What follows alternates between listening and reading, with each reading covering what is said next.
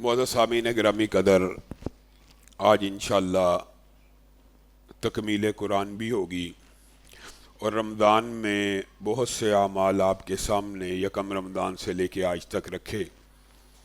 آج رمضان جا رہا ہے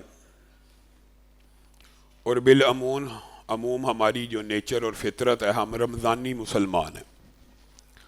رمضان تو جا رہا ہے لیکن رمضان کا رب الحی القیوم ہے۔ وہ رب جو رمضان کا رب ہے وہ رمضان کے بعد بھی رب ہی ہے۔ آج آپ کے سامنے نیکیوں میں سے ایک ایسا عمل رکھنا ہے جس کا رمضان کے ساتھ بھی بڑا گہرا تعلق ہے، لیکن حقیقت بات یہ ہے کہ یہ عمل صرف رمضان ہی میں کرنے والا نہیں، بلکہ اپنی زندگی کے ہر لمحے میں، ہر وقت میں، ہر مصیبت میں، ہر مشکل میں یہ کام کرنا۔ رمضان کے اندر اگر یہ سبق حاصل کر لیا تو رمضان کے بعد بھی 11 مہینے اسی سبق کو یاد رکھنا ہے۔ اور یہ عمل نیکیوں کے اعمال میں سے بہت بڑا عمل ہے اور اللہ رب العزت کو بہت زیادہ پسند ہے۔ اللہ کا، خالق کا اور مخلوق کا فرق ہی اس عمل میں ظاہر ہوتا ہے کہ بندہ مخلوق کے پاس جائے مانگنے کے لیے، بار بار جائے، جتنا مرضی بڑا سخی ہو، جواد ہو، کریم ہو، بار بار اس سے کوئی بندہ مانگنے کے لیے جائے وہ ناراض ہو جاتا ہے۔ اور رب خالق ہے، مالک ہے، رزاق ہے، سخی، جواد، کریم ایسا ہے اگر اس سے نہ مانگا جائے وہ ناراض ہو جاتا ہے۔ عام بندے سے بار بار مانگنے سے ناراضگی آتی ہے اور رب سے نہ مانگنے سے رب ناراض ہوتا ہے، اور بار بار مانگنے سے سختی نہیں بلکہ نرمی بڑھتی چلی جاتی ہے۔ امن یجیب المضطر اذا دعا، اللہ تعالیٰ کہتا ہے کون ہے جو مشکل زدوں کی، پریشان حالوں کی، مصیبت والوں کی پریشانیوں کو دور کرتا ہے۔ وَيَجْعَلُكُمْ خُلَفَاءَ الْأَرْضِ کا ذکر بھی اللہ تعالیٰ نے اس قرآن کی آیت میں کیا، لیکن آگے ایک نفی اور ایک استفہام ہے۔ گرامر کے طالب علم اس بات کو سمجھتے ہیں، آپ کے لیے بھی آسان ہے۔ پہلے اللہ تعالیٰ سوال اٹھا رہا ہے امن یجیب المضطر، کون ہے جو جواب دیتا ہے، جو پریشانیوں کو دور کرتا ہے، جو پھنسے ہوئوں کو نکالتا ہے، اور جس نے تمہیں زمین کے اوپر بھیجا ہے۔ اور ساتھ کہتا ہے اِلٰہٌ مع اللہ، کیا اللہ کے علاوہ بھی کوئی ہے جو تمہاری پریشانیوں کو دور کر دے؟ جی ہاں ہے، وہ بگڑی بنانے والا ہے، وہ بیٹے دینے والا الگ ہے، وہ غوث الگ ہے، وہ گنج بخش الگ ہے، وہ بیڑیاں تارنے والا الگ ہے۔ وَإِن يَمْسَسْكَ اللَّهُ بِضُرٍّ فَلَا كَاشِفَ، اس کے علاوہ کوئی پریشانیوں کو دور کر سکتا نہیں۔ اللہ کہہ رہا ہے میرے علاوہ کوئی دور کر سکتا نہیں ہے۔ اگر تمہیں کوئی مصیبت آ گئی ہے، کوئی پریشانی آ گئی ہے، ٹینشن لینے کی بات نہیں ہے، رب تعالیٰ دور کرنے والا ہے، لیکن تمہیں سب سے پہلے یہ ٹینشن دی جاتی ہے، پریشانی آ گئی ہے تو بگڑی بنانے والا وہ ہے، بچہ نہیں ہے تو بچے دینے والا وہ ہے، بارش نہیں ہو رہی تو بارش برسانے والا کرما والا پیر کوئی اور ہے۔ قرآن پاک میں 20 سے 24 سوالات ہیں، اگر آپ ان کے اوپر غور کریں تو آپ حیران رہ جائیں گے۔ اللہ رب العزت رسول اللہ کو بار بار مخاطب ہو کے کہہ رہے ہیں یسألونک عن الروح، آپ سے روح کے بارے میں پوچھتے ہیں، قل الروح من امر ربی، کہہ دیجئے روح کا مطلب میرا حکم ہے۔ یسألونک عن الانفال، قل آپ کہہ دیجئے، یسألونک عن الاہلہ، آپ سے چاند کے بارے میں پوچھتے ہیں، قل ہی مواقیت، آپ ان کو بتا دیجئے یہ ایام ہیں۔ یسألونک عن الجبال، یسألونک عن المحیض، یسألونک عن الشہر الحرام، جتنے 25 جگہ سوال آئے ہیں ہر جگہ اللہ تعالیٰ نے کیا کہا ہے؟ قل اے محمد آپ ان کو یہ جواب دے دیجئے، آپ ان کو یہ جواب دے دیجئے، آپ ان کو یہ جواب دے دیجئے۔ ایک مقام قرآن پاک میں ایسا بھی آیا کہ جب اللہ رب العزت نے رسول اللہ صلی اللہ علیہ وسلم کے قلب اطہر پہ اس آیت کو نازل فرمایا، وَإِذَا سَأَلَكَ عِبَادِي أَنِّي وَإِذَا سَأَلَكَ عِبَادِي أَنِّي، پیارے حبیب جب میرے بندے میرے بارے میں سوال کریں، پھر یہ نہیں کہا قل، آپ کہہ دیجئے، پھر اللہ تعالیٰ خود آیا اور کہا فَإِنِّي قریب وَإِذَا سَأَلَكَ عِبَادِي أَنِّي فَإِنِّي قریب، اے میرے بندو جب تم میرے بارے میں پوچھتے ہو تو پھر میں محمد صلی اللہ علیہ وسلم کو بھی نہیں کہتا کہ آپ کہہ دیجئے، میں تمہیں براہ راست کہتا ہوں فَإِنِّي قریب، میں تم لوگوں کے قریب ہوں۔ اللہ کہہ رہا ہے میں تمہارے قریب ہوں، مولوی کہتا ہے نہیں نہیں نہیں اللہ دور ہے۔ اللہ کہتا ہے میں قریب ہوں، مولوی کہتا ہے دور ہے۔ اللہ کہتا ہے میں قریب ہوں، اللہ کہتا ہے میں قریب ہوں، مولوی کہتا ہے نہیں نہیں دور ہے۔ اس تک جانے کے لیے کوئی واسطہ وسیلہ، سیڑھی، کوئی پوڑی، کوئی ذریعہ، کوئی طریقہ، کوئی اہتمام، جیسے بادشاہ کے درباری ہوتے ہیں، بادشاہ تک پہنچنے کے لیے وزیر اعظم ہوتا ہے، وزیر ہوتے ہیں، سیکٹریز ہوتے ہیں، ویسے اللہ تعالیٰ تک پہنچنے کے لیے اللہ بڑی دور ہے۔ اللہ کہہ رہا ہے میں قریب ہوں، نہیں نہیں بڑی دور ہے۔ اللہ بہت بڑا ہے، اللہ تک پہنچنا ہو۔ اور اللہ تعالیٰ نے اگر آیت کا یہی ٹکڑا نازل کر دیا ہوتا تو یہ عقیدہ بھی کلیئر تھا، میں قریب ہوں، اور قریب ہونے کا مطلب بھی اسی آیت میں بیان کر دیا تاکہ کسی مولوی کے، کسی مفتی کے، کسی کے ہتھ کنڈے میں میرے بندے نہ آ جائیں۔ اجیب دعوت الداعی اذا دعان، میں قریب ہوں کس لیے کہ میں ہر پکارنے والے کی پکار کا جواب دیتا ہوں۔ وہ کہتا ہے جواب دیتا ہی نہیں، وہ تو کہتا ہے اللہ سنتا ہی نہیں براہ راست، اللہ تو کسی کے ذریعے سے سنتا ہے۔ اللہ کہتا ہے میں سنتا بھی ہوں، میں تمہارے قریب بھی ہوں، میں تم میں سے ہر پکارنے والے کی پکار کا جواب بھی دیتا ہوں۔ اس مغالطے کو اگر یہ جمعہ رمضان میں آیا تو اس حوالے سے وسیلے کی اس قسم کے حوالے سے گفتگو کریں گے۔ آج کچھ زیادہ باتیں تیزی سے کرنا مطلوب اور مقصود ہے، آپ کو دباچہ بنا دی ہے کہ اللہ کہہ رہا ہے میں قریب ہوں، اور قریب ہونے کا مطلب یہ ہے کہ میں ہر پکارنے والے کی پکار کو سنتا بھی ہوں اور اس کا جواب بھی دیتا ہوں۔ حتیٰ کہ حدیث میں آتا ہے بندہ 10 مرتبہ کہ اے اللہ مجھے معاف کر دے تو اللہ تعالیٰ 10 مرتبہ کہتا ہے میں نے تجھے معاف کیا۔ سنتا بھی ہوں اور جواب بھی دیتا ہوں، لیکن میرے اور آپ کے عقل میں یہ جواب نہیں آتا کیونکہ ہم نہیں نہ سن رہے۔ نحن اقرب الیہ من حبل الورید، اللہ رب العزت ہماری شہرگ حیات سے بھی زیادہ قریب ہے کیونکہ یہ فاصلہ مخلوق ہے۔ اللہ کے نزدیک فاصلوں کی کوئی اہمیت نہیں ہے، اللہ قریب ہے۔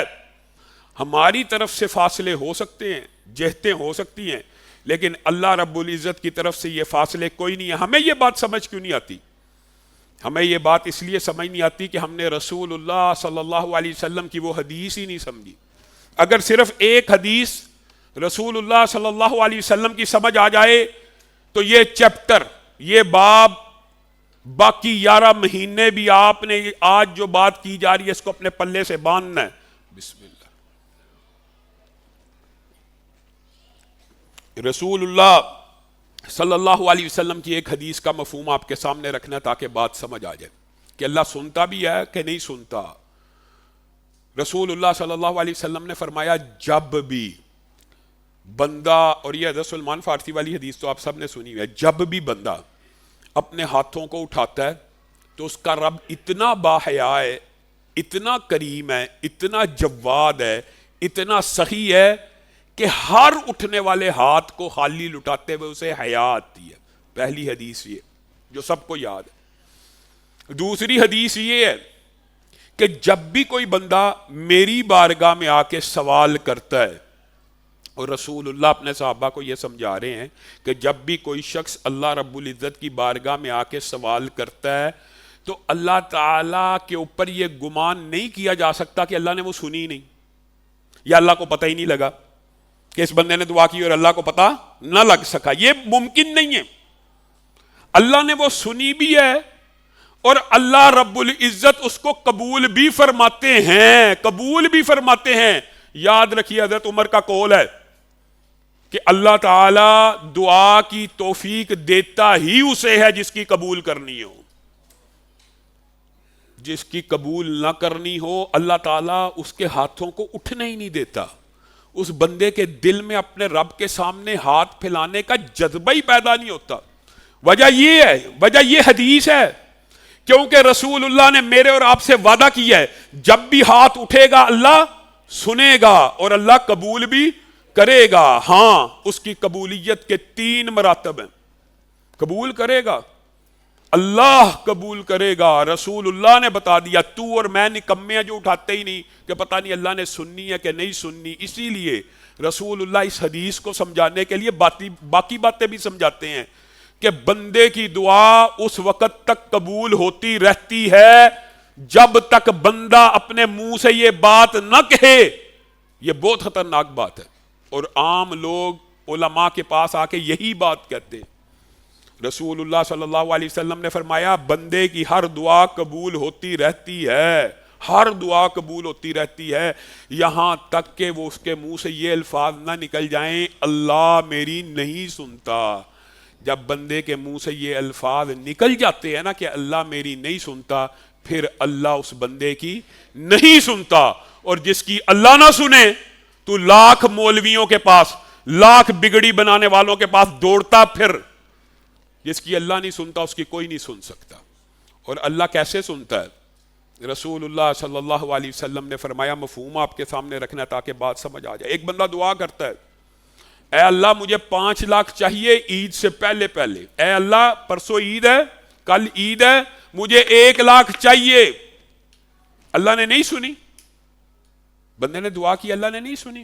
پہلا عقیدہ یہ بناؤ کہ سنتا ہے, قریب ہے, جواب دیتا ہے, ہر دعا کو سنتا ہے. سن لیا نا, پہلا عقیدہ یہ بن گیا کہ سن لیا. تو رسول اللہ صلی اللہ علیہ وسلم نے کہا اس دعا کی قبولیت کے 3 درجے ہیں.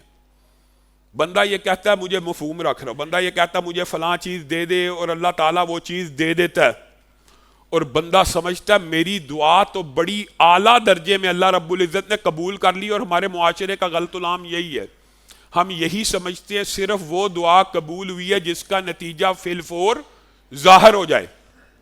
اے اللہ 1 لاکھ دے دے, اللہ نے 1 لاکھ دے دیا, تو نے سمجھا تیری دعا تو مستجاب الدعوات بن گیا ہے اور تیری دعا اللہ رب العزت نے فی الفور قبول کر لی ہے.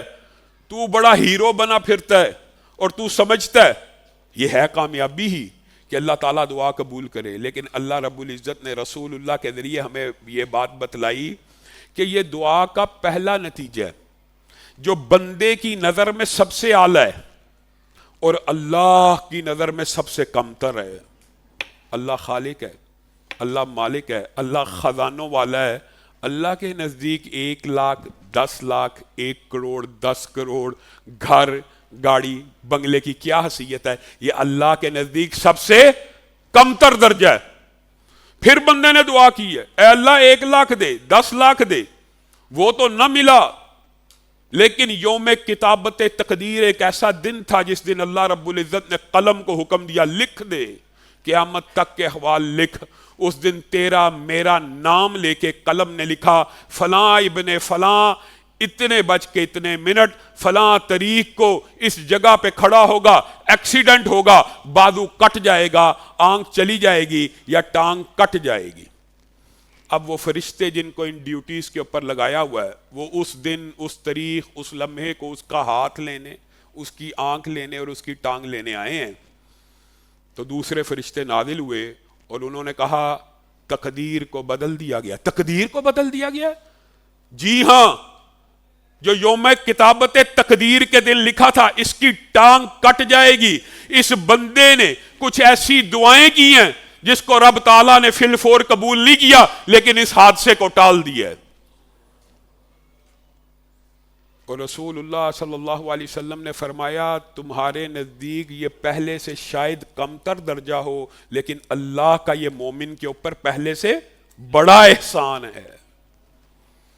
اور آپ خود بھی غور کر لیجئے, 1 لاکھ اچھا ہے کہ آنکھ اچھی ہے, 1 لاکھ اچھا ہے کہ بازو اچھی ہے, 1 لاکھ اچھا ہے کہ ٹانگ اچھی ہے. ایک آنکھ کے لیے انسان کروڑوں لگانے کے لیے تیار ہے, لاکھوں لگانے کے لیے تیار ہے, اور تو نے رب تعالیٰ سے دعا کی ہے 1 لاکھ دے دے. رب نے 1 لاکھ تو فی الفور نہ دیا لیکن تیری آنکھوں کو برقرار رکھ دیا. 1 لاکھ اچھا ہے کہ آنکھ اچھی ہے. اور دعا کا جو تیسرا نتیجہ ہے وہ پہلے دو نتیجوں سے بھی بہتر ہے جو مجھے اور آپ کو بالکل ہی سمجھ نہیں آتا. یوم یفر المرء من اخیہ و امہ و ابی و صاحبتہ. آپ میں سے کوئی بندہ یہ بتا سکتا ہے کہ یہ قیامت کے دن جو باپ بیٹا میاں بیوی ایک دوسرے سے بھاگ رہے ہوں گے, کیوں بھاگ رہے ہوں گے؟ یہ بات نہیں ہے کہ پہچان نہیں رہے ہوں گے, پہچانتے ہوں گے میرا بیٹا. بیوی کو بھی پہچانیں گے, ہر چیز کو پہچانیں گے, صرف ایک وجہ سے بھاگ رہے ہوں گے. ایک تو نفسا نفسی کا ذکر بھی ملتا ہے, لیکن حقیقت بات یہ ہے کہ باپ بھی اس دن بیٹے سے نظریں چرا رہا ہوگا اور بیٹا بھی باپ سے نظریں چرا رہا ہوگا. وجہ یہ ہے کہ کہیں باپ میرے سے کوئی حق نہ مانگ لے کہ فلاں وقت گستاحی کی تھی, اللہ اس کے بدلے میں نیکی دے.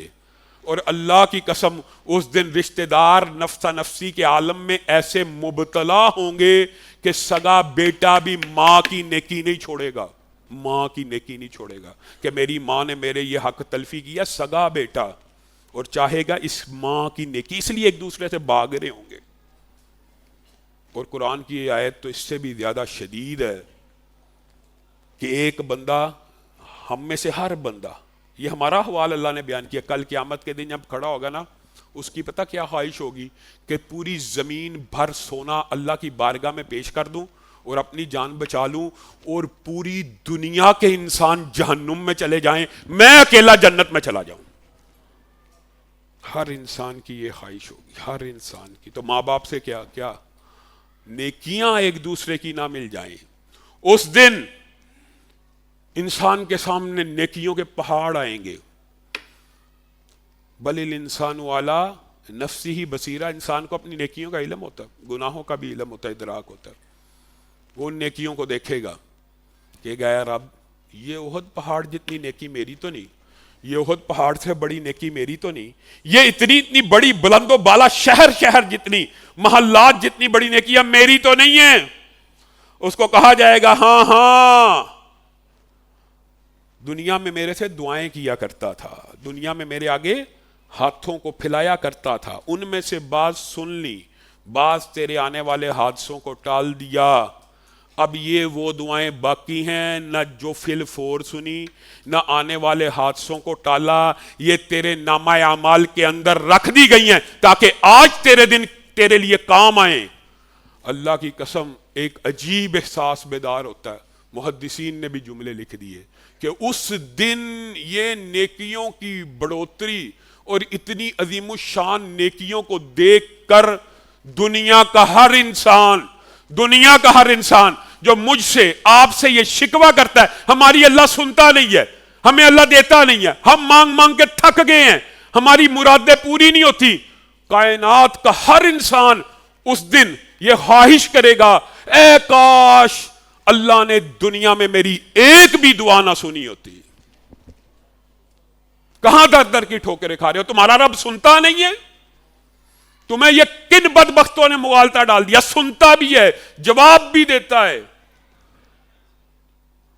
پرچیاں آتی, علامہ صاحب 3 سال ہو گیا دعائیں کرتے ہوئے, اس دن تم نے اللہ کے سامنے یہ شکوہ رکھنا ہے اللہ کاش تو دنیا میں ایک دعا بھی نہ سنتا. اور آج ان نیکیوں کے ظہیروں میں جس دن نیکیوں کی ضرورت ہے تم یہ سمجھتے ہو دعا عبادت ہی نہیں ہے. دعا صرف مانگنا نہیں ہے, دعا عبادت ہے. الدعاء هو العبادہ, الدعاء مخ العبادہ, افضل العبادت الدعاء.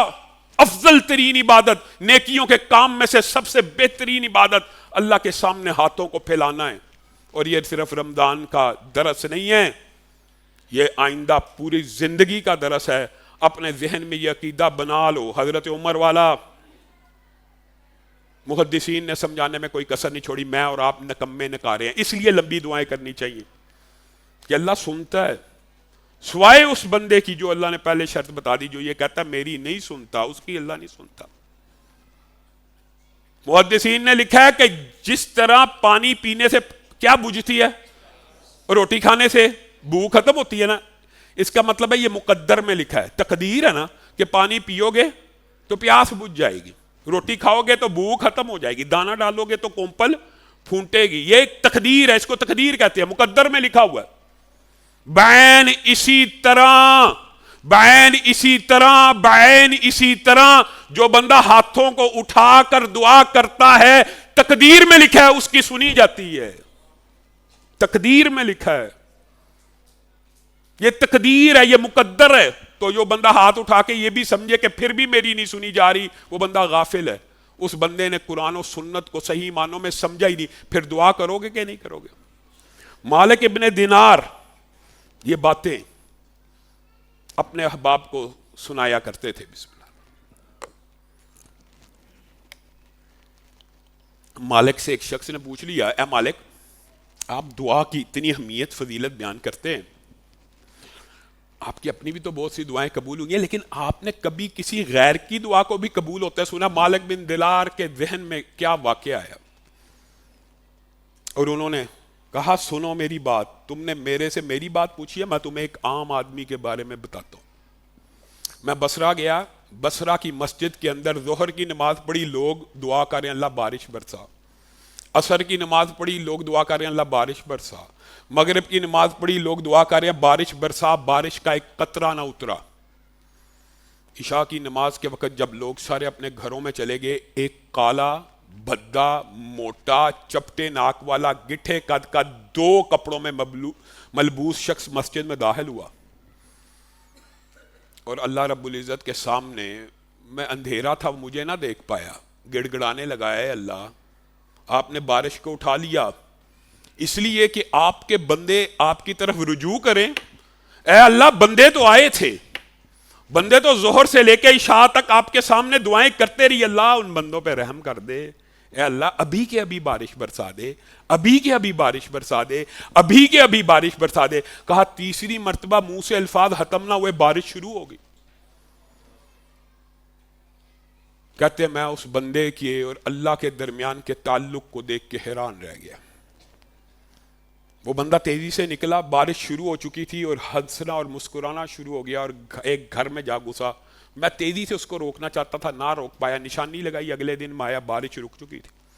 گھر میں پہنچا تو پتہ لگا یہ غلاموں کو بیچنے کا نخاس بندے کا گھر ہے, اور غلاموں کو بیچتا. میں نے کہا بتا اپنے غلام. کہا سارے غلام دیکھے, وہ بندہ مجھے نظر نہ آیا. کہا یہ بھی نہیں چاہیے, یہ خوبصورت ہے, یہ بھی نہیں چاہیے, یہ طاقتور ہے, اس کے پاس یہ ہنر ہے, یہ نہیں چاہیے, یہ نہیں چاہیے. کہا میں نے کہا مجھے کوئی اور غلام چاہیے, وہ اس طرح کی شب و صورت کا. کہا یار وہ کیا تو نے کرنا ہے؟ کہا سامنے ایک جھونپڑی ہے چھوٹی سی, اس جھونپڑی کے اندر کون ہے؟ کہا اندر داخل ہوئے وہی بیٹھا ہوا ہے. میں نے کہا مجھے یہی چاہیے. اس نے کہا یہ تیرے کام کا بندہ نہیں ہے. کہا یہی تو میرے کام کا بندہ. بڑی اچھی قیمت پہ سودا ہوا, میں اس کو لے کے چل پڑا. تو وہ بندہ مجھ سے مخاطب ہو کے کہنے لگا, اے مالک آپ نے مجھے کیوں خریدا؟ اگر آپ کو کوئی کاروبار کرنا تھا تو ہنرمند کو خریدتے, کوئی سامان اٹھانے کے لیے رکھنا تھا کسی طاقتور کو خریدتے, اگر مہمانداری کو رکھنا تھا کوئی خوبصورت وجیح کے گھر میں مہمان آئے تو ان کی خاطر تو وعدو کرے. کہا میں نے تجھے اس لیے نہیں خریدا, میں نے تجھے کل عشاء کے بعد اپنے رب سے کلام کرتے ہوئے دیکھا اس لیے خریدا. کہا وہ آپ نے مجھے دیکھ لیا تھا؟ کہا جی ہاں. کہا کوئی اور ہوگا؟ کہا نہیں تو ہی ہے. کہا آپ کو یقین ہے میں ہی ہوں؟ کہا جی ہاں. امام مالک کہتے ہیں مالک بن دینار کہ اس ایک بندے کی میں نے 2 دعائیں اپنے سامنے پورا ہوتے ہوئے دیکھی. پہلی دعا کہ ابھی کے ابھی بارش ہو, بارش برسنا شروع ہو گئی. کہا دوسری دعا میرے سامنے سجدے میں پڑ گیا اور کہنے لگا یا صاحب السری ان السر قد ظہرا, یا صاحب السری ان السر قد ظہرا فلا اطیق حیاتا بعد مشتہرا. اے رب تیرا اور میرا راز بندوں پہ ظاہر, اے رب تیرا اور میرا راز بندوں پہ ظاہر ہو گیا ہے, اب مجھ میں زندگی کی کوئی حاجت اور طلب باقی نہیں اگر میرا اور تیرا راز ہی کھل جائے. کہا ابھی الفاظ ختم نہیں ہوئے, اس کی روح کو قبض کر لیا گیا. پتہ نہیں مالک کہتے ہیں وہ کون سا راز تھا.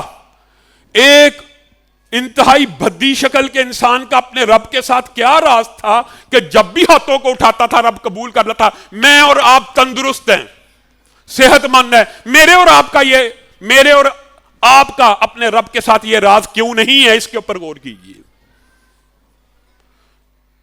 میرا اور آپ کا اپنے رب کے ساتھ یہ تعلق ہے کہ اللہ ہماری سنتا نہیں ہے. یہ جملہ کفری ہے. اس جملے سے بچیے. اللہ تعالیٰ ہر بندے کی سنتا ہے, ہر بندے کی سنتا ہے, لیکن اس میں اس بات کا انکار نہیں ہے کہ نیک بندے سے دعا نہ کروائی جائے. اگر موقع ملا اس کو بھی تفصیل سے بیان کریں گے جمعے میں. اس کا مطلب انکار بھی نہیں ہے وسیلے کا جو شرعی طور پہ جائز ہے, لیکن یہ سمجھنا کہ اللہ سنتا ہی نہیں ہے, اللہ دیتا ہی نہیں ہے. عبداللہ بن تامر کا واقعہ, یہ چند واقعات یاد کر لیجئے. ایک بادشاہ تھا, بڑا ظالم تھا, اس کے پاس ایک جادوگر تھا. جادوگر بوڑھا ہو گیا.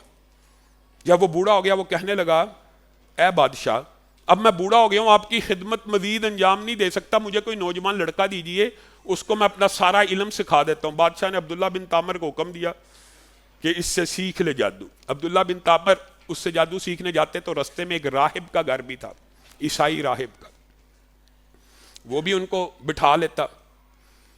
کچھ لیٹیگیشن ہوئی تو راہب نے ان کو کہا اگر تجھے جادوگر ڈانٹے تو کہہ دی گھر والوں نے نکلنے نہ دیا, اور اگر گھر والے ڈانٹے تو کہہ دی جادوگر نے آنے میں لیٹ کر دیا, اس دوران میرے سے بھی دین کا علم حاصل کر. وہ دین کا علم سکھاتا رہا, وہ جادو سکھاتا رہا.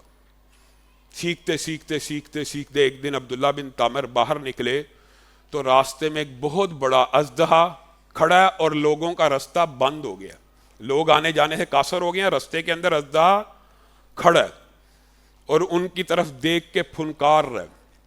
عبداللہ بن تامر نے ارادہ کیا کہ آج میں جادوگر اور راہب کا امتحان لوں گا سچا کون ہے, اور کہا پہلا پتھر اس نیت سے پھینکا, اے اللہ اگر راہب کا دین, اس وقت عیسائیت تھی, عیسائیت کا دین سچا ہے تو اس اژدہے کو اس پتھر سے ہلاک کر دے. چھوٹا سا پتھر پھینکا, دعا کی, یہ دعا کی برکت ہے, اس پتھر سے ہلاک کر دے اس اژدہے کو. جیسے ہی پتھر پھینکا اژدہا مر گیا. پورے لوگوں نے ایک قسم کا تالیاں بجانے والا معاملہ ہو گیا کہ اژدہا مر گیا, ایک بچے نے پتھر پھینکا. مشہور ہو گیا عبداللہ بن تامر. اندھوں کے لیے دعا کرتے آنکھیں ٹھیک ہو جاتی, کوڑیوں کے لیے دعا کرتے کوڑ ٹھیک ہو جاتا. اسی بادشاہ کا وزیر اندھا تھا, اس کو بھی خبر ملی, وہ آ گیا, دعا کروائی, ٹھیک ہو گئے. کہا تو وہ شفا دیتا, کہا خبردار میں شفا نہیں دیتا, میں تو اللہ کو یہ کہتا ہوں اللہ یہ تیرا بندہ محتاج ہے, اس کو شفا دے دے, تو اللہ تعالیٰ شفا دے دیتا ہے. وزیر کا عقیدہ بھی درست کر کے بھیجا. وزیر جب اپنی آنکھوں کے ساتھ بادشاہ کی خدمت میں حاضر ہوا, بادشاہ نے کہا نظر کہاں سے آئی؟ کہا میرے رب نے لٹا دی ہے. بادشاہ کہنے لگا میرے علاوہ بھی تیرا کوئی رب ہے؟ کہا ہاں, وہ جو غلام کا رب ہے وہی میرا رب ہے. کون سا غلام؟ غلام کو لاؤ. عبداللہ بن اچھا یہ تو میرا جادوگر ہے, اور تیرا جادو اتنا بڑھ گیا تو اندھوں کو بھی ٹھیک کر لیتا ہے. عبداللہ بن تامر نے کہا تجھے غلط فہمی ہوئی, یہ جادوگری سے ٹھیک نہیں ہوئی, یہ میں نے اپنے رب سے دعا کی ہے. جادو کو تو میں ترک کر چکا ہوں, اگرچہ تو نے میری ڈیوٹی لگائی تھی. میں رب سے دعا کرتا ہوں تو رب اندھوں کو ٹھیک کر دیتا ہے. اچھا تم دونوں مل گئے ہو, میرے خلاف سازش کرنے چاہتے ہو اور میری حکومت کو اکھاڑنا چاہتے ہو, پکڑو اس کو ذرا. عبداللہ بن تامر کو, وزیر کو اسی وقت قتل کروایا, اس کے ہم نشین کو قتل کروایا. کہا اس کو بھی جا کے ذرا پہاڑ کے اوپر لے جاؤ, اس کو ذرا عبرت ناک سزا دینا, لوگوں کے سامنے اوپر سے پھینکنا, جن لوگوں کا عقیدہ بن گیا کہ دعائیں رب سنتا ہے. کون سنتا ہے دعائیں؟ اللہ کی قسم رب ہی سنتا ہے. یہ ایسا عقیدہ ہے جس کے خلاف اتنا عرصہ قبل بھی تحریک موجود تھی. یہ کہتا ہے رب دعائیں سنتا ہے, اس کو ذرا پہاڑ سے پھینکو. سبحان اللہ. مستجاب الدعوات تھے عبداللہ بن تامر. جب پہاڑ پہ گئے تو یہ بھی ایک وظیفہ یاد کر لیجئے. کہا اللہم اکفنیہم بما شئت, اللہم اکفنیہم بما شئت, اللہم اکفنیہم بما شئت. اللہ ان کے خلاف میری مدد کر جیسے تو چاہا, تو ان سے تو میرے لیے کافی ہو جا, کفایت کر جا ان کے خلاف. زلزلہ آیا, سارے ہرکارے مر گئے. عبداللہ بن تامر پھر بادشاہ کے دربار. کہا اس کو سمندر میں ڈبو آؤ, لوگوں کے سامنے عبرت پکڑے لوگ. پھر یہی دعا پڑی اللہم اکفنیہم بما شئت, پھر بچ کے آگے. اور اب تبلیغ کا ایک آئیڈیا پیدا ہوا اور کہنے لگے اے بادشاہ اگر آپ چاہتے ہیں میں مر جاؤں تو ایک طریقہ ہے, آپ ایک تیر کو کمان میں ڈالیں اور کہیں عبداللہ بن تامر کے رب کے نام پہ چھوڑتا ہوں, وہ تیر مجھے لگ جائے گا.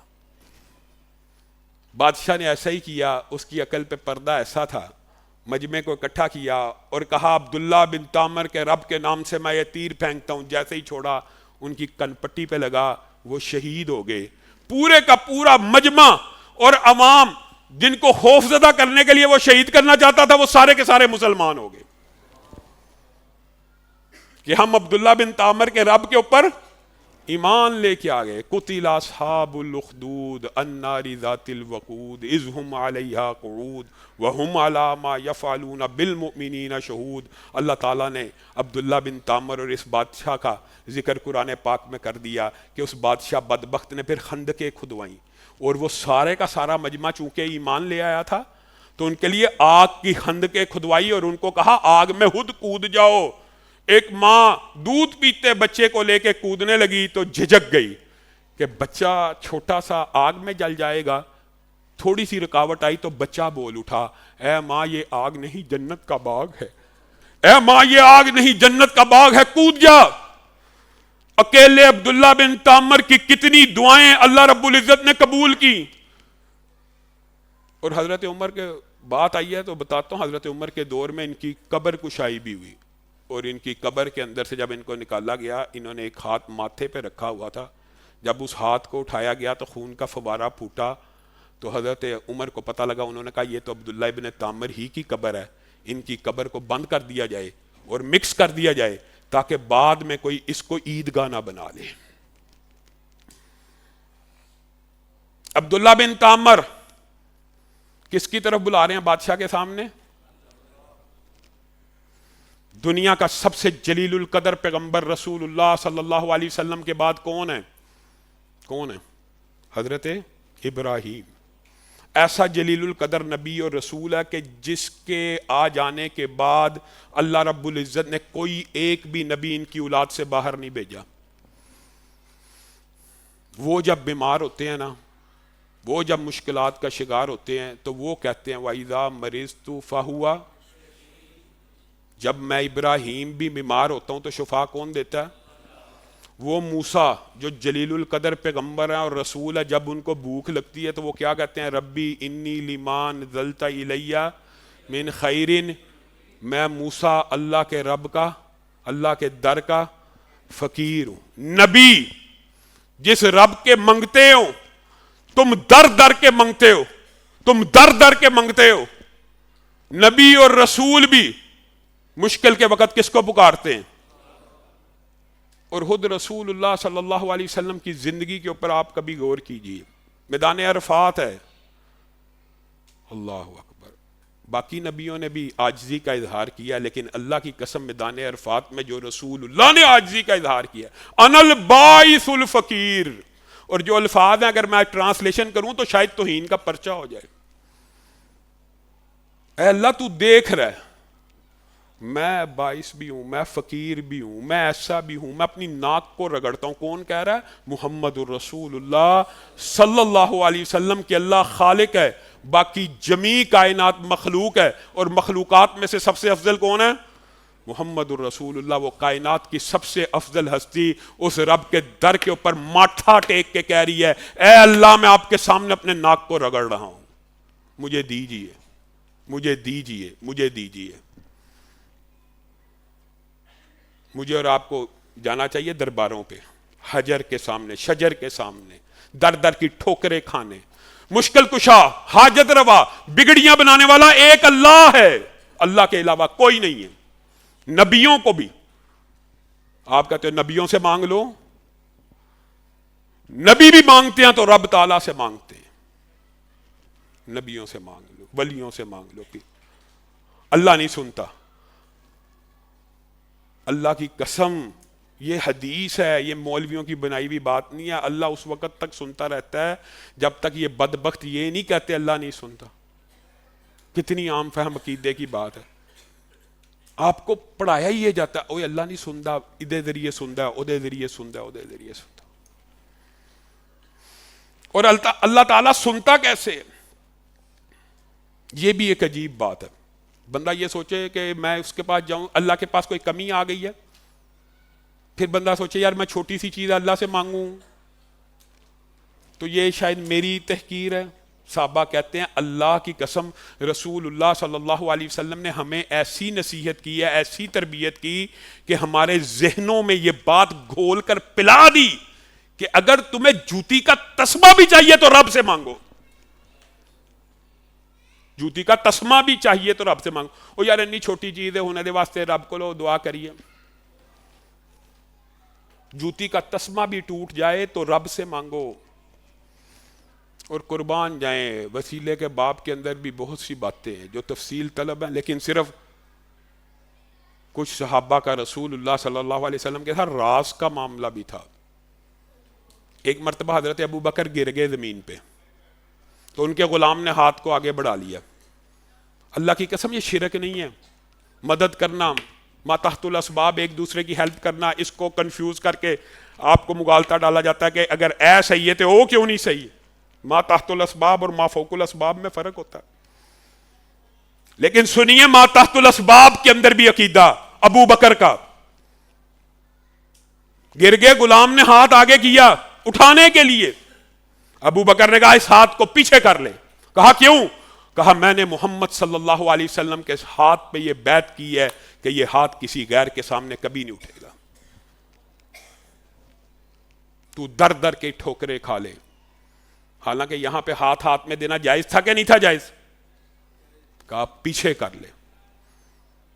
ابراہیم آگ میں گرنے والے ہیں، جبریل امین تیزی سے ابراہیم کے پاس آتے ہیں، اے ابراہیم بتائیے کیا چاہتے ہیں، بتائیے تو صحیح، منہ سے بولیے تو صحیح، آگ میں جانے والے ہیں اور جبریل کو بھی نہیں پتا، نبی شہید ہوئے ہیں، جبریل کو بھی نہیں پتا کہ پتہ نہیں ابراہیم کا انجام کیا ہونے والا، غیب کا علم جبریل بھی نہیں جانتا، اور تیزی سے ابراہیم کے پاس دوڑ دوڑ کے آ رہا ہے، اے ابراہیم کچھ تو کہیے اپنے رب کو، کچھ تو میں جا کے پیغام پہنچاؤں کہ آپ کو آگ سے بچا لے۔ کہا حسبی اللہ، پیچھے ہو جا، میرے لیے میرا رب ہی کافی ہے۔ کہہ سکتے تھے جبریل کو کہ نہیں؟ نبی فرشتوں کے ذریعے اللہ کو پیغام پہنچا سکتے ہیں کہ نہیں؟ کہا حسبی اللہ، میرے لیے میرا رب کافی ہے۔ اور رب نے ان کا یہ اعتماد اور توکل دیکھا تو کہا قلنا یا نار کونی بردا و سلاما، ٹھنڈی ہو جا، اتنا ٹھنڈا نہ ہوئی میرے ابراہیم کو ٹھنڈ لگ جائے، گلو گلدار بن جانا۔ چھوٹی سے چھوٹی چیز مانگنی ہے، کس سے مانگنی ہے؟ اور بڑی سے بڑی چیز آپ کے خیال میں آتا ہے کہ بڑی چیز اللہ نے دینی نہیں ہے، یہ جی بڑی چیز ہے یہ اللہ تعالیٰ دے گا نہیں۔ رسول اللہ صلی اللہ علیہ وسلم نے ارشاد فرمایا کہ آدم کا ایک بیٹا اللہ رب العزت کی بارگاہ میں آ جائے اور آ کے کہے اے اللہ، کیا کہے؟ سبحان اللہ، ایک حدیث ہی سمجھ آ جائے، اے اللہ مجھے زمین و آسمان کے مابین، زمین و آسمان کے مابین جتنی نعمتیں ہیں دے دے، وہ اللہ دے دے ایک بندے کو، ساری نعمتیں دے دے۔ دوسرا ہے، دوسرا بھی یہی دعا کرے کہ اللہ زمین و آسمان کے درمیان جتنی نعمتیں مجھے دے دے، اللہ اس کو بھی دے دے۔ تیسرا ہے یہی کہے آدم کے 6-7 ارب نہیں، جتنے قیامت تک 10-20-30 ارب بچے پیدا ہونے ہیں، وہ ہر ایک اللہ سے آ کے یہ دعا کرے اے اللہ زمین و آسمان کے مابین جتنے خزانے ہیں، ان میں صرف سونے کی بات نہیں ہے، چاندی ہیرے جواہرات کی بات نہیں ہے، گندم کی بات نہیں ہے، چاول کی نہیں ہے، جمیع خزانوں کی بات ہو رہی ہے، تیل، پٹرول، دنیا بھر کے سارے خزانے دے دے، اللہ 30 کے 30 ارب کو سارے خزانے دے دے۔ حدیث کے الفاظ یہ ہیں ان سب کو دینے کے بعد بھی، ان سب کو دے دینے کے بعد بھی اللہ کے خزانوں میں جو حقیقی خزانے ہیں، اللہ کے خزانوں میں اتنی کمی بھی واقعہ نہیں ہوتی جتنی تم میں سے کوئی ایک اٹھے، سمندر کے اندر ایک سوئی کو ڈال لے، اس سوئی کو سمندر سے نکال لے، اس سوئی کے اوپر ایک چھوٹا سا قطرہ آ جاتا ہے، اس قطرے سے سمندر میں جتنی کمی واقعہ ہوئی ہے کچھ کمی، لیکن اللہ کے خزانوں میں اتنی کمی بھی واقعہ نہیں ہوتی۔ 30 ارب انسانوں کو زمین و آسمان کے خزانے دے کے اتنی کمی واقعہ نہیں ہوتی، اور پھر بھی اللہ سے نہیں مانگنا۔ یار ایڈی وڈی چیز اللہ کو مانگ لئیے، کبھی کہیں گے ایڈی چھوٹی چیز مانگ لئیے، کبھی ایڈی وڈی چیز مانگ لئیے۔ تمہارا رب ہے جو دینے والا ہے، جو جی چاہے مانگ لو، لیکن مستحیل اور اعتدال سے بڑی چیز نہیں مانگی جا سکتی۔ مستحیل اور اعتدال یہ ہوتا ہے اے اللہ میرا والد فوت ہو گیا اس کو زندہ کر دے، یہ نہیں مانگی جائے گی، یہ دعا مانگنا جائز نہیں ہے۔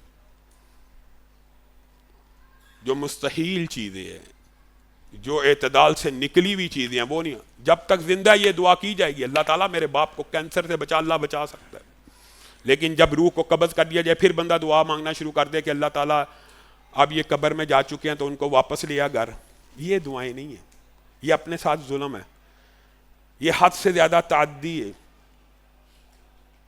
وقت بڑا تیزی سے گزرا، بات تفصیل سے کرنی ہی، لیکن آخری ایک باب اس بات کا بیان کروں گا، موقع ملا تو انشاءاللہ گفتگو کو جمعے میں جاری رکھیں گے۔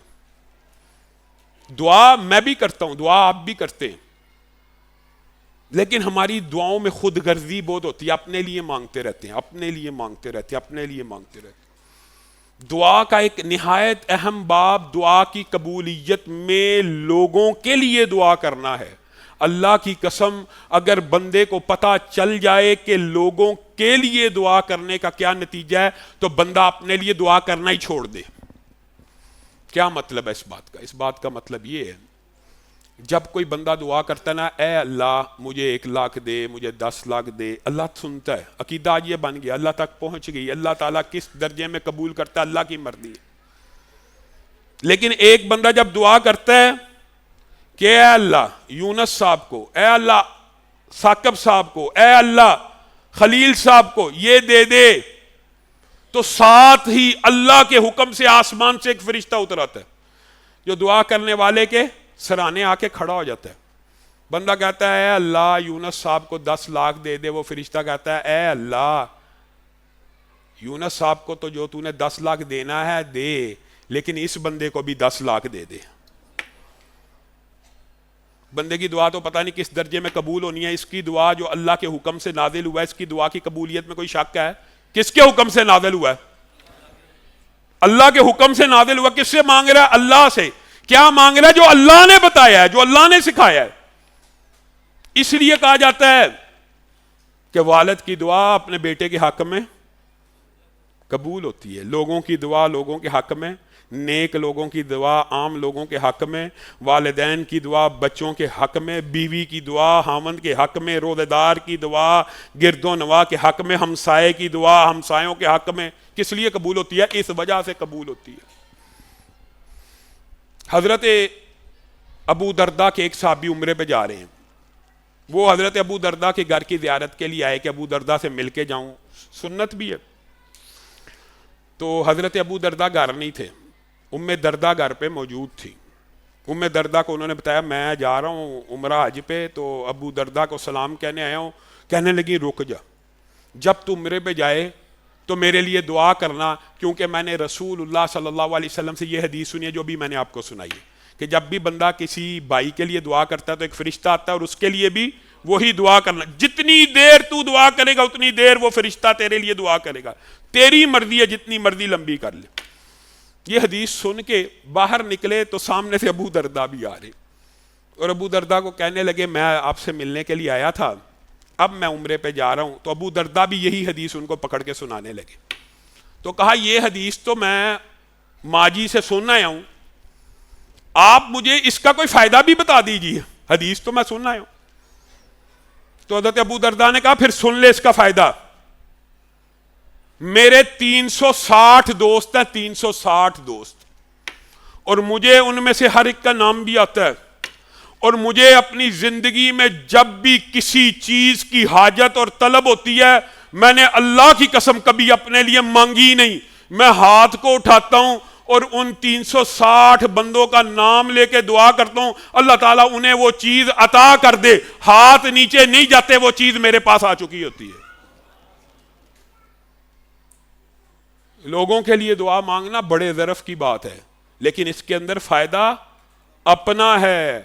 اور آخری واقعہ بیان کر کے اپنی بات کو ختم کروں گا، مشہور واقعہ پہلے بھی آپ کو سنایا ہوا ہے اور عصر حاضر کا واقعہ ہے، آن لائن موجود ہے، وہ بندے ابھی زندہ، اس لیے سناتا ہوں تاکہ ابھی تصدیق ہو جائے۔ ایک شخص کو سعودی عرب میں بار بار خواب آ رہا ہے کہ اس موبائل نمبر پہ رابطہ کر، معبر کے پاس گیا اور کہنے لگا مجھے یہ خواب بار بار آتا ہے کہ اس نمبر پہ رابطہ کر اور جو فون اٹھائے اس کو عمرہ کروا۔ تو معبر جو ہوتے ہیں خواب کا علم جاننے والے، اس نے کہا اگر تو تجھے موبائل نمبر یاد ہے تو خواب اللہ کی طرف سے، اگر تو موبائل نمبر یاد نہیں تو لغو خواب ہے۔ کہا موبائل نمبر تو حفظ ہو چکا، بار بار خواب آتی ہے۔ کہا پھر ملایا، ایک شخص نے فون اٹھایا، اس سے ساری بات کی ہے، وہ نے کہا مجھے عمرہ کرا کے تو نے کیا کرنا بھائی، میں تو نمازیں بھی بس ایسی ہی پڑھتا ہوں، میں نے تو زندگی میں 40 برس ہو گیا آج تک ایک عمرہ بھی نہیں کیا، مجھے کیا کرا کے۔ خیر اس کو کہا تجھے 5 اسٹار ہوٹل دیں گے، بائی ایئر آنے جانے کی ٹکٹ دیں گے، کسی طرح اس کو منا کے لے آیا۔ وہ شخص خود بیان کرتا ہے کہ میں نے اس کو عمرہ کرایا، عمرہ کرانے کے درمیان کہتا ہے اس کی نارمل سی کیفیت، ایک بدو سا تھا اور کوئی باعمل مسلمان بھی نہیں تھا لگتا، لیکن جیسے ہم خانہ کعبہ سے نکلنے لگے تو مجھے کہتا ہے یار عمر گزر گئی، میں کبھی اللہ کے گھر آیا ہی نہیں، آج پہلی دفعہ آیا ہوں تو جاتے جاتے 2 رکعت نماز پڑھنا چاہتا ہوں۔ کہا 2 رکعت نماز پڑھی، دوسری رکعت کے آخری سجدے میں تھا، روح کو قبض کر لیا گیا۔ کہا میرے دل میں پہلے ہی اس خواب کے حوالے سے بڑے عجیب و غریب معاملات تھے، جب یہ روح نکل گئی تو میں نے کہا یہ تو اللہ ہی کی طرف سے خواب تھی، اور اللہ تعالیٰ اس کا یہ انجام چاہتا تھا کہ یہ میرے گھر میں حالت احرام میں بیت اللہ میں سجدہ کرتے ہوئے فوت ہو۔ کہا میں نے سرچ کرنا شروع کی، میں واپس اس کے قریے میں پہنچا تدفین وغیرہ کے بعد، میں نے کہا مجھے بتائیے اس بندے کا کوئی نیک عمل، کوئی ایسا عمل بتا دیجئے، یہ کس وجہ سے اللہ تعالیٰ نے مجھے مجبور کر کے اس کو عمرہ کروایا اور اس حالت میں اس کی روح کو قبض کیا۔ وہ عورت کہتی ہے مجھے اپنے خامند کی کوئی نیکی اتنی اچھی یاد نہیں، نارمل سا بندہ تھا، عام جیسے عربی بدو ہوتے ہیں، تجارت کرتا تھا، کھانا لاتا تھا، نماز پڑھنی اذان کبھی ہوئی چلا گیا، کبھی ڈنڈی بھی مار لیتا تھا، گھر میں پڑھتا تھا۔ لیکن ایک بات میں تجھے بتاؤں، جب بھی اپنے بچوں کے لیے کوئی راشن لاتا تھا نا تو ساتھ ہمسائے میں ایک بیوہ عورت رہتی ہے، اس کے بچوں کے لیے بھی وہی کچھ لایا کرتا تھا۔ جب بھی اپنے بچوں کے لیے کوئی چیز لاتا اس کے گھر کا دروازہ کھٹکاتا اور اس کے گھر کے سامنے بھی وہی چیز رکھ دیا کرتا تھا۔ اور وہ عورت جب بھی وہ چیزیں اٹھاتی تو ایک دعا دیتی تھی، اے اللہ اس شخص کا خاتمہ بالخیر فرما، اے اللہ اس شخص کا خاتمہ بالایمان فرما۔ اب تو مجھے واقعہ بیان کر چکا ہے تو میں یقین سے کہتی ہوں اس شخص کو اس عورت کی دعا لگ گئی ہے۔ 2 نتیجے، ایک تو کسی کی دعا اور ایک صدقہ اور انفاق فی سبیل اللہ انسان کو اچھی موت دیتا ہے۔ اللہ رب العزت جو کہا گیا جو سنا گیا اس کو سمجھنے کی توفیق عنایت فرمائے۔ انشاءاللہ نماز عید الفطر 6:30 پہ پورے کھڑے ہوگی انشاءاللہ، تو عید پارک میں آپ احباب سے گزارش ہے اپنا فطرانہ آج ہی جمع کروائیں، عید سے پہلے فطرانہ جمع کروانا چاہیے۔ عید کے دن کی جو بات ہے وہ آپ کو میں نے پہلے بھی بتا دیا کہ حضرت ابو ہریرہ کی حدیث میں فطرانہ پہلے جمع ہوتا ہے، اور آخر میں ایک مرتبہ پھر یہی اپیل ہے کہ اپنے زکوٰۃ صدقات عطیات کے اندر اس ادارے کو یاد کیا کیجیے۔ ہم 1 سال بعد آپ سے اپیل کرتے ہیں، بہت زیادہ اخراجات ہوتے ہیں، اور یہ جو باتیں ہیں کہ جناب ہمیں پیسوں کی ضرورت نہیں ہے، یہ بات بھی غلط ہوتی ہے۔ پیسے جتنے مرضی انسان اپنی جیب سے خرچ کر رہا ہو، اتنا بڑا ادارہ ماہانہ اخراجات 15 لاکھ کے قریب ہوتے ہیں، رمضان میں آپ احباب تعاون کرتے ہیں۔ اور اس کے علاوہ یہ بھی غلط العام ہے کہ باہر سے پیسہ آتا ہے، اللہ کے فضل و کرم سے اس مرکز کی تعمیر اور ترقی میں ایک ٹیڈی پیسہ کسی سرکاری حکومت کا کسی باہر کے ادارے کا شامل نہیں ہے، یہ سارے کا سارا میرے اور آپ کے تعاون سے اور آپ کے دوست احباب کے ذریعے سے بنا ہے، اور انشاءاللہ پلاٹ لینے کا بھی 3 کروڑ کا ارادہ ہے، اور دیگر آپ کو پتہ معاملات اللہ کے فضل و رحمت سے کل ہم نے تقریباً 1 کروڑ روپے کی جو سحری اور افطاری ہے اس کے بل کلیئر کیے ہیں، 1000 بندے کی سحری افطاری 30 دن اللہ تعالیٰ جن جن لوگوں نے حصہ ڈالا ہے ان کو اجر و ثواب سے نوازے۔ سبحان ربک رب العزت عما یصفون وسلام علی المرسلین والحمد للہ رب العالمین۔